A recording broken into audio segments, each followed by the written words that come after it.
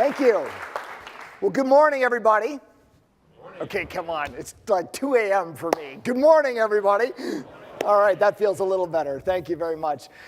Listen, I want to kick things off by talking about digital transformation and how it's really fueling just about everything in our industry, how it's driving change across multiple industries, from financial services to healthcare, manufacturing, retail, government, and education, and how we believe it's going to make a lasting mark on society, and how, frankly, it's the coming together of technologies in the cloud like artificial intelligence and augmented reality, IoT, and massive amounts of data to fuel how businesses can operate with greater efficiency, frankly, than ever before.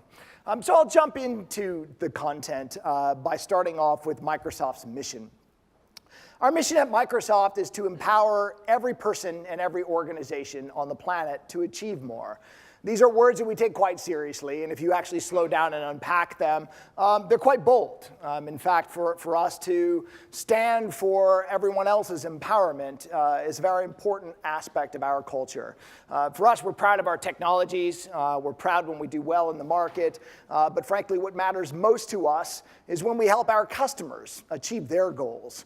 And that's actually quite powerful relative to how we think about digital transformation today, because what's happening in digital is really fueling growth like never before. It's really fueling how customers can realize their ambitions and their potential with greater accelerated growth than we've really ever seen in the last several decades. So I want to kind of unpack that and talk with objective evidence about how we're seeing change with our customers and, frankly, how we can fuel change, hopefully in partnership with all of you.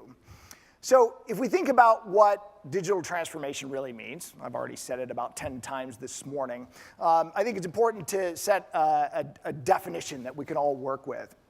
Because I think if I pulled all of you aside and asked you individually, hey, what does digital mean to you, I'd probably end up with about 100 different answers. So it's good for us to have a common frame. Simply put, it's a wave of business innovation that's built and fueled on cloud technologies like AI and augmented reality and IoT, massive stores of data and cognitive services that allow businesses to achieve more than ever before. If we think about the impact that it's having on society, some call it the fourth industrial revolution. And if you actually want to make that claim, it actually sort of makes sense to slow down a bit and understand what the first, second, and third revolutions have transformed relative to our progress as society. The steam revolution, the first industrial revolution, was the first time that a human-made device could actually outpace the horse. Goods and services were delivered around the world faster than ever before. People could communicate and interact with one another faster than ever before. It changed the way our society operated. The second industrial revolution was fueled by electricity and the internal combustion engine. And if you actually study this time in our history and read about what companies were going through, you'd find that they had roles like the VP of electricity. How many of you have a VP of electricity at your firm today? Well, listen, it sounds somewhat laughable, but these were actually very important jobs. In fact, some of the highest paid jobs in the industry at the time, because they had the responsibility of redefining how companies were going to operate with this new and powerful technology. The workday and the hours of the day had changed. How people could actually function in a factory changed. So the seriousness of thinking about how electricity could transform one's business was material. We've all lived through the third industrial revolution. In fact, most of us have spent our careers growing up in the IT revolution with the microprocessor and everything that computing has brought to bear. And I think it's suffice to say that it has created more economic growth, more jobs. It has fueled the growth of many, many industries like no other sets of technologies in the past. That's what we think is ahead of us in digital. We think digital will have that same kind of lasting change. And we're seeing it, again, across multiple industries. from financial services to healthcare to retail. And I'm going to share with you today, through some of my guests that will be joining me here momentarily, just how it's actually changing how they operate and how they work. There's no question that digital will fuel tremendous growth, and it is top of mind for many executives. In fact, a recent study was conducted that 86% of all CEOs consider digital their top priority. If you think about all of the different things happening today on the global stage, that's quite significant. So of all things they consider, whether it could be shifts in economic power globally or resource scarcity, becoming a digital business is a strategic imperative for every business leader today. So again, digital really has no boundaries by industry. And if we think about what's happening in each of them, there are very different outcomes that are being shaped. In the world of manufacturing, almost every process that is being driven today is being fueled by IoT, sensors and sensor fabrics, fueling large pools of data and having intelligence and predictive analytic and machine learning algorithms reasoning over that data to fuel business process, to allow companies to run more efficiently and more effective than ever before. In healthcare, patient care solutions are transforming how healthcare professionals interact with their patients, delivering better quality of service, curing cancer, curing diseases that before had only actually ever been reasoned over with practical knowledge and practical experience. Now we're using data to unpack the human genome and actually making progress against some of the world's most significant diseases. In financial services, wealth management and blockchain are fueling new ways of coming together in financial markets around the world. It's bringing banking to the unbankable. In people who have only previously had access to simple feature phones over 2G and 3G networks are now transacting as if they had banking access in the rest of the countries around the world. So regardless of your industry, regardless of your location around the world, digital has opportunity for all of us to transform our businesses. So we're seeing four major pillars that are really sort of fueling digital, and I want to unpack what they are and show you some objective evidence for how we're seeing change. Hopefully it inspires some of your thinking and how you're running your businesses today, and different ways in which you might think about leveraging technology to fuel your business. The first is what we call customer engagement scenarios. And I don't know whether you caught in the very opening video, Christoph Beck, who's president of Ecolab, was in the opening video. And I want to unpack a little bit of what his experience has been around customer engagement. Our journey with Ecolab started about 1.5 to 2 years ago. And for those of you who don't know the company, fairly diverse assets, everything from health and human safety to water cleansing systems. In simplest of terms, a lot of what Ecolab has sold has basically been utility plumbing for enterprises and for industry. Christoph's vision, though, was to change Ecolab's mission to fight the battle of water scarcity. The problems he's trying to solve are enormous and impact society. In fact, the latest studies show that our water supply will be outpaced by demand by over 40% over the next 2 decades, meaning there'll be more demand for water on the planet than the water we have to provide to society. The venti Americano or latte that you had this morning takes 55 gallons of water to make. An automobile takes 30,000 gallons of water to make. Fighting that overconsumption of water is what Ecolab's trying to solve. Yet their business model, again, is about selling classic product, plumbing product into utility enterprises. And so how to take on the battle of water scarcity when you are basically an equipment provider, significant challenge to the business model that Christoph had. So we set forth down a path that basically reimagined how they interacted with their customers. by putting sensors and sensor arrays on every product they have. Having that array of sensors then feed massive data lakes, leveraging cognitive services to reason over that data, and fuel how it drives their field service and their customer engagement. The result is a set of applications that automatically deploy resources to serve their customers when their water cooling systems are consuming more water than they should be. Field services professionals go out and through automatic dispatch to go and service these solutions. Similarly, their salespeople are fueled with dashboards that allow them to communicate to business owners about total water consumption versus simply supplying them with additional equipment. It's actually changed their business model. They no longer sell systems, they sell clean water as a service.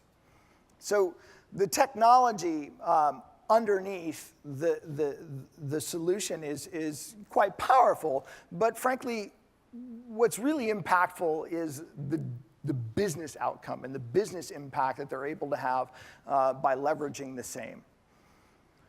The next thing I want to talk about is employee empowerment. Employee empowerment has been an area of focus for technology for many, many years. Productivity solutions have driven a lot of IT projects time and time again. But employee empowerment through a digital lens is really something different. It's about looking at, once again, a business process and how employees get their jobs done more effectively, collaborate with one another, work more efficiently to get work done in a timely capacity. And to talk more about this, I want to bring up a guest to again, sort of illustrate the practicality of everything we're talking about this morning and throughout the day today. Without further ado, please join me in welcoming to the stage Lucy Cassidy from Brighton and Sussex University Hospital. Good morning. Hi, Lucy. Hello. Good. So, Lucy, tell us a little bit about your role at Brighton and Sussex University Hospital. Okay, so professionally, I'm what's called an advanced practice physiotherapist, and I'm pioneer of the service, which is the Virtual Fracture Clinic, an award-winning service in Brighton. But after kind of my job title, what I really do within the NHS is inspiring other individuals to look at how we can use digital technology to transform services for the benefit of the patient. So putting the patient right back at the beginning of the model and developing a service that can benefit them. Right on. So again, when I opened up this morning, I talked about Microsoft's mission being empowering every person and every organization on the planet to achieve more.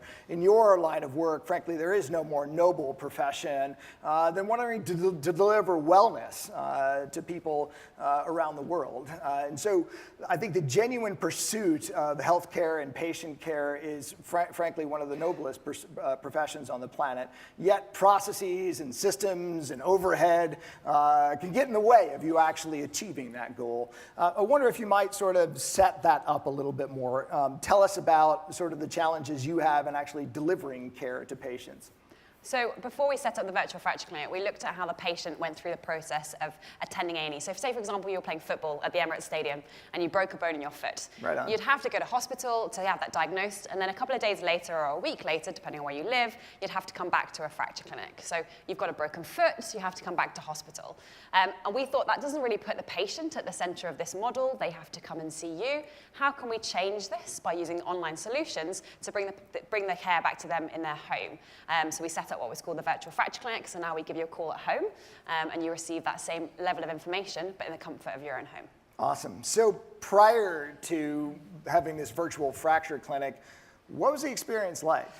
So it depends where you live in the country. In Brighton, you probably had about a 2-hour wait for the car park. You then had to hop to the fracture clinic. You'd see a lovely sign that would say, fracture clinic, 2 hours delay, and you'd have 5 minutes tops with the consultant. And that's mirrored across the UK, just because there's so many patients needing outpatient services and just not enough clinicians or time or resources to effectively manage those patients. Wow. So tell us a little bit about how technology has changed that experience and actually empowered you to get your job done.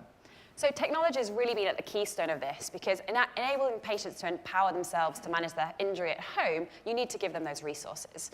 So we've used Microsoft Dynamics as a platform to be able to provide patients with their information and their rehab pathways. So every single injury comes with a rehab guide of videos that they can log on to and see every week that they're meant to be progressing of their injury.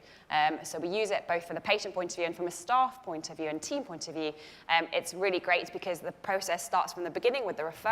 We have all the information that we need right at our fingertips. We don't have to look for notes. We don't have to find images that aren't there. Everything is in one place, so it makes our job so much easier. Right on. So people can actually see the videos that they need to follow to go through the physical therapy they need for their own wellness journey. Exactly, yes. And we can monitor patient interaction with those, so we know if they're watching those videos, if they're engaging with the service, and we have an access that they can get back to us via email or phone us. So there's always a safety net for our patients. Now I understand, like prior to having this system, you actually used to have to kind of like draw out stick figures to help people understand the exercises that they had to. So pretty big impact, right? How do you actually measure the outcomes? What if you were to sort of sum up the impact that it's had to your business? So Brighton is obviously one of only 249 acute trusts across the UK. And in Brighton alone, we've managed over 15,000 patients in this service in the past 4 years. And financially, that means that the price of a virtual appointment is half the price of a face-to-face. So in Brighton, we've saved £1 million in one trust, in one service. Wow. And actually, looking at it, it's not limited at orthopedics. We've got virtual gallstone clinics, virtual skin dermatology clinics. And if we can look at that expansion of how we can use digital technology to make those savings, there's the NHS deficit sorted there. Awesome. Fantastic. So is it more fun? Yes. I was going to say, like at the end of the day, I we're get talking to come about to things like these and not drawing stick men. Right on. So we're talking, it's good. So next steps from your point of view, where do you go from here?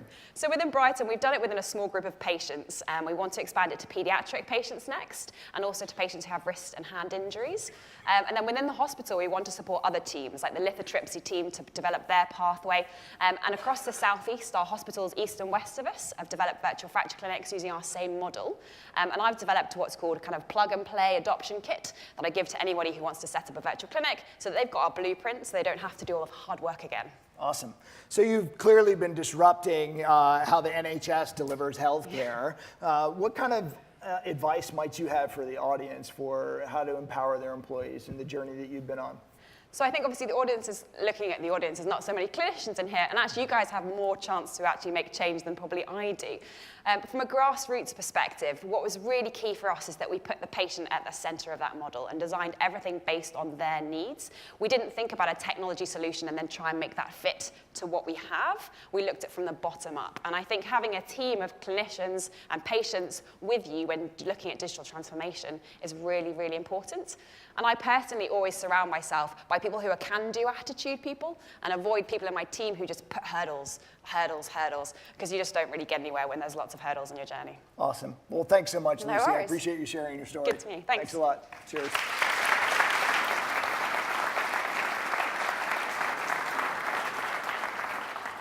So I think, to me, the most impactful aspect of Lucy's story is the focus on the impact of the daily lives of the people trying to get their jobs done.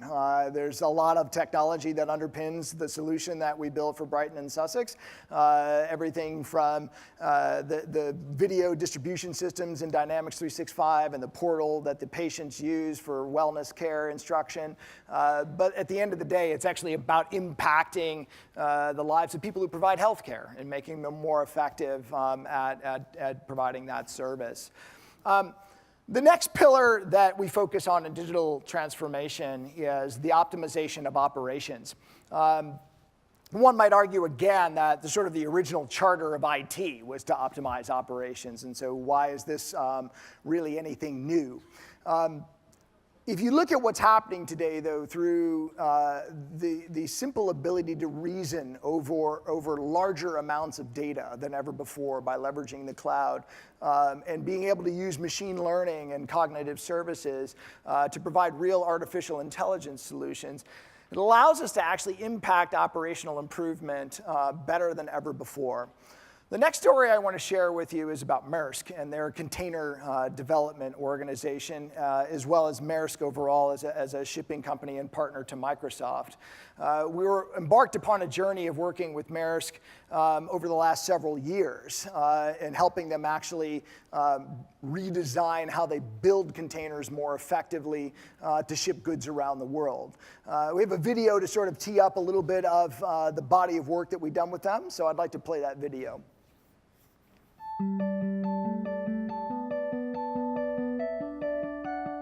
At Maersk Container Industry, we operate a 24-hour business across 4 global locations, producing more than 400 containers a day.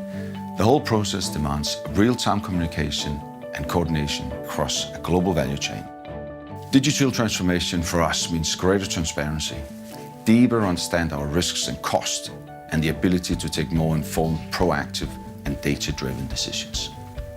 Dynamics 365 in the cloud allows us to unite the whole company in one system with prompt access to global data anywhere, anytime. We can share information, collaborate, and respond to all business needs in one place. With better forecasting and business intelligence, we can automate processes, reduce errors, and cost our products more accurately. Machine learning and quantum intelligence will allow us to take preventive actions and extend the life value of our customers' investment in goods. We want to take bigger risks, to continually understand what we can do better and capitalize on new opportunities faster. And we are now in a position to do so.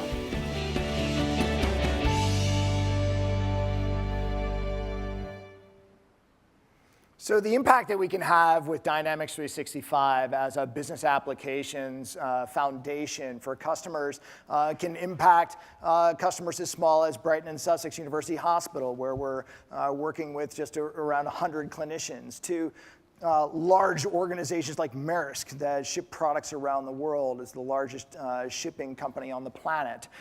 So the scalability, the modularity, the quick time to market really enables us to fuel and power these digital outcomes better than ever before. You heard in the video the focus on data. And as we show you throughout the day, when we get into demonstrating some of the capabilities of the technology, you'll see that as a cornerstone. We believe that you have to get your data estate in order to really take advantage of what digital technologies can bring to bear.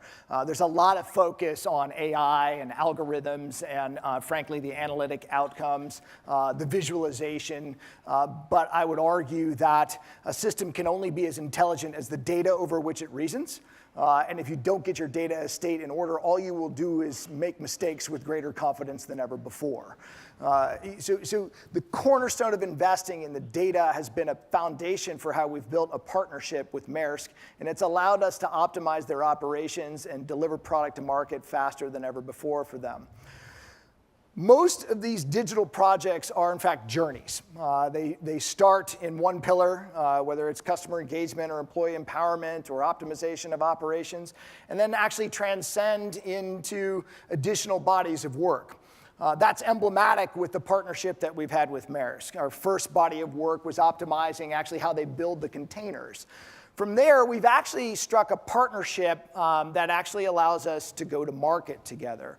We've taken all of their internal software assets, their shipping management software, and put it on top of the Azure platform, exposed their APIs for how they do their work, so that we can work with port cities around the world to create digital shipping hubs. What this has allowed Maersk to do is actually change the way they operate, to actually change their product. It's no longer about just moving a container from point A to point B.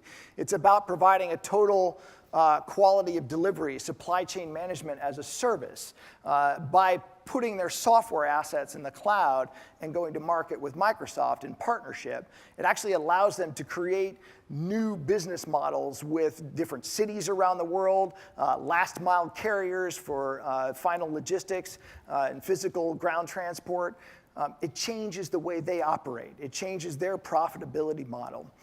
What you see with many of these digital scenarios is the data about the business actually becomes as valuable, if not more valuable, than the business itself. My next example is quite an exciting one.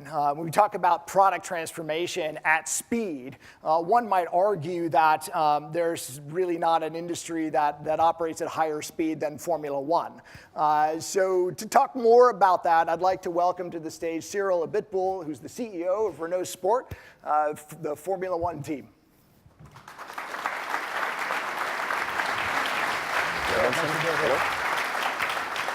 So Cyril, as I said, it's sort of all about speed. Maybe just sort of ground everybody in the challenges that you have in Formula One and sort of set up the business that you're in. Yeah, clearly, there is an awful lot that people do not realize, have to happen behind the scene in order to operate two racing cars on Sundays. It's quite extravagant, actually, if you look at what has happened over the past 40 years, during which Renault has been involved into the sport. We are just coming back, but we've seen a lot. Currently, our operation, are involving 1,100 people. Remember, wow. 40 years ago, that was 80 people just, to run a Formula One team, chassis, engines at 1,100. We're across two sites. We're racing in 20 countries, 20 races. That's 100 people moving at every single races, so it takes an awful lot. Formula One has shifted massively towards virtualization, given pressure on cost. It's all about efficiency. It's all about accuracy. It's all about speed, because we need to be there, right at the first time. We need to also be ready when we have to be ready. We can't negotiate on when the race is starting. That's very exciting, and clearly, obviously, the way that digital transformation has impacted Formula One is very obvious, even though we don't talk a lot about that. Yeah. So this has been a pretty big year of change in your sport. I think perhaps one of the biggest in many years. Yeah. Maybe you could talk a little bit more about that. Yeah, actually, this year there's been a big change in aerodynamic regulation, in the shape of the car. The governing bodies have decided that they wanted to have Formula One that was looking more beautiful, but also would be able to be faster on the track. The target was to be able actually to go 5% faster on an average lap, which didn't really happen because we still have some issues with tires, but we are going to overcome that. But clearly, everything has changed. There is not a single part on the car that you see here that is carried over from last year. So in 12 months, you have to redesign completely your product. Fairly late what will be the regulation for the next season, and we had to redo everything. So it always starts, from CFD, from simulation, simulator, design office, lots of drawings, and production. Production that has to constantly change is the way that we are putting the priority, so that we can always, try to see what's best for the competitiveness of our package. And all of that clearly would never have been able to happen a couple of years ago. Obviously, it's true for all Formula One teams, but in our case, it's a bit more complex because we are a new team. We came back to the sport 1 year ago. So we have to balance the amount of resources that we are putting into this year regulation versus the way that we are going. So we are the fastest growing F1 team, and we have to balance the challenge of the pressure on the immediate result versus what we expect to be, which is to be world champion by 2020. Awesome. So you have lots of folks working together and across a wide array of roles, from engineers to the drivers themselves. How does technology help with all of that? Well, technology is at the same time, driving the regulation, but also is enabling what we are capable of doing. Data is absolutely everywhere. Data, there is no question about whether we are capable of producing data. We are producing 200 gigabytes of data each time, the car is running. So storage, security of data, integrity of data, it should not be any question. The whole point would be how basically we would be able to interpret and have access to the data in a way that a human being cannot absorb. We still have the drivers who are able basically to assist in the way that we are optimizing the car for the different events, for the races during sessions. They are fantastic in giving us some direction, but clearly we believe that the way the industry will be shifting towards machine learning, towards artificial intelligence, will allow basically to do more and to deliver more in the same amount of time. So I was talking to your CIO, Pierre, before our event started this morning, and he was basically telling me that the car that you sort of begin the racing season with and the car that you sort of will finish, very, very different. And in fact, almost every week you are making pretty massive adjustments to the platform.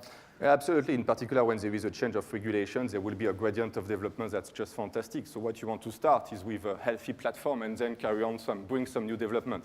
That's what we are doing on a race-by-race basis. Every other week, the car is changing and will be measured against its competitors. So it's really not just an arms race, but also a race for efficiency, because you need with the pressure of cost, and given the cost that to build a car and to test such a car, we've moved towards virtualization, towards simulation that needs to be more and more accurate. We constantly correlate the model, and we want to bring updates that will make a difference against the other teams. That's what we're doing. That's what we will be doing this weekend, actually, in Baku. We will be bringing upgrades that will have been built and developed without even testing. So we have to test it as we race. So that's quite a challenge for all teams. Yeah, right. So you mentioned this weekend, and you sort of obviously a short-term goal of winning a race, but talk about the long-term vision and how technology is a part of that.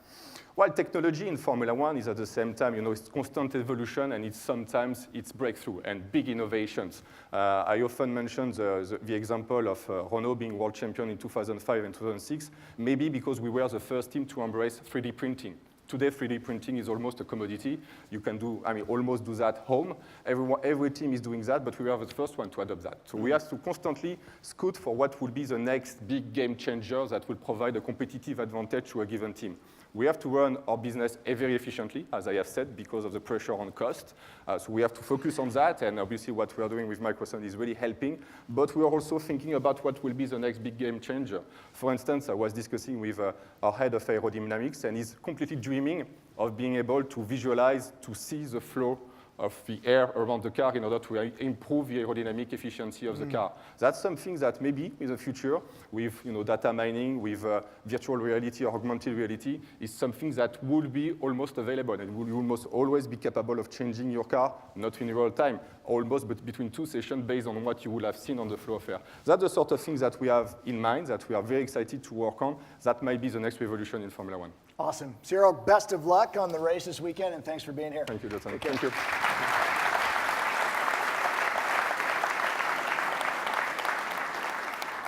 So every digital transformation journey is unique. In fact, seldom are any two alike. And whether you're talking about customer engagement scenarios that span from anonymous engagement through to advocacy, or employee empowerment across industries, or optimization of operations or transformation of product, the impact of your business, the impact that digital will have on your business is truly unique. We have some assets and some processes, methodology, if you will, at Microsoft that we use to go through pretty well all of these examples that I've shared with you. And we've amassed a pretty impressive library across industry. We have a set of what we call the Book of Dreams by industry. And today, in the breakouts, we'll have a financial services breakout, a manufacturing and retail breakout, and also a government breakout as well, where we'll unveil some of these assets and talk to you about the reference base of customers that we have in each of these scenarios that are really sort of the world-class leading people who are breaking through in digital today in each one of these industries. From there, we have envisioning sessions that we can run with you to partner with you on this journey, as well as some digital maturity model, actually technology assets that can study the environment you have today and sort of build a path forward to realizing some of these outcomes. It's certainly a lot of fun to talk about the outcomes and the impact of sort of point B and the destination of the journey, but getting from point A to point B requires some very careful work and partnering together across technology leaders and business leaders. Many of you may actually have chief digital officers, but for those of you who have CIO, CTO leaders and business leaders, we've seen great partnerships fuel the very best digital outcomes across technology leaders and business leaders. We have a process that can actually bring those leaders together within your company. I want to sort of then set the stage for transition into the rest of our day by bringing us back to product for a moment and the technology platform in Dynamics 365. Again, I talked about how digital is really a wave of business innovation that leverages these cloud technologies, but it's about bringing people and their organizations together and operating at new levels of efficiencies. The pillars of digital transformation are really meant to be sort of monikers to help you sort of think through how to best walk down this journey yourself. And the systems of intelligence that wire them all together are really what sort of empower and fuel the destination points.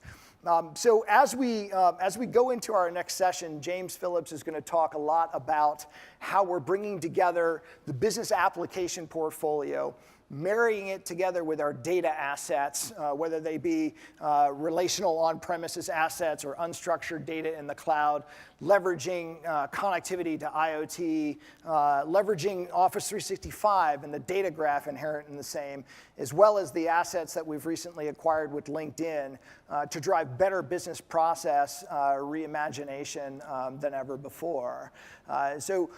Again, I'd like to thank all of you for being here today. I hope you have a fantastic day. Please ask lots of questions. Understand that at the end of the day, Microsoft's at its best when we can marry up our intellectual property with your business needs. And if we can partner together with you on this journey, it's frankly at the core of where we want to be in our partnership with all of you. So without further ado, I'm going to welcome to the stage James Phillips, who's the Corporate Vice President for all of our business applications development at Microsoft. James, welcome.